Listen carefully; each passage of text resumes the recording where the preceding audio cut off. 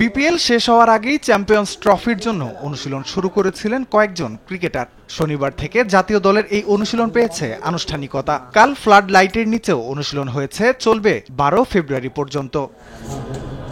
ICC champions ট্রফির মতো বড় টুর্নামেন্টের আগে প্রস্তুতিতে সন্তুষ্ট কিনা জানতে চাইলে আজ মিরপুরের সংবাদ সম্মেলনে জবাব দিয়েছেন হেড কোচ ফিল সিমন্স।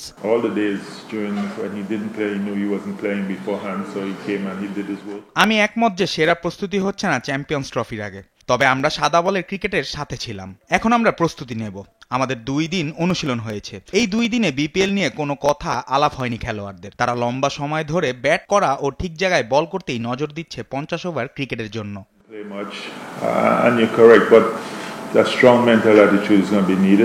অবশ্য বিপিএল থাকায় প্রস্তুতির ঘাটতিকে বড় করে দেখছেন না কোচ।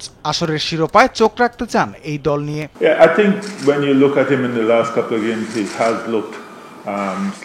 চ্যাম্পিয়ন্স ট্রফিতে ভালো করার সম্ভাবনা আছে। আমরা সেরা ক্রিকেট খেলতে পারলে কোনো কিছুই অসম্ভব নয়। ট্রফি জেতার ব্যাপারে বিশ্বাস না থাকলে এখানে থাকতাম না।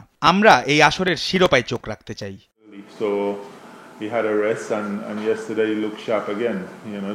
আগামী 11 ও 12 ফেব্রুয়ারি অনুশীলন শেষ করে 13 ফেব্রুয়ারি দিবাগত রাতে পাকিস্তান যাবে বাংলাদেশ। দুবাই যাওয়ার আগে পাকিস্তানে 2 দিন অনুশীলন করবে মুশফিক রিয়াদরা।